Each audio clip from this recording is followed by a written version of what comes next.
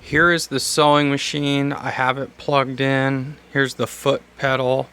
If you depress the foot pedal, you could see that the machine works. I don't think I have the string in here right, which might be causing some problems. But it does power on and work. And the case is right here. The case does not close perfectly. This piece looks like at one point it was taped. But other than that, here's the machine.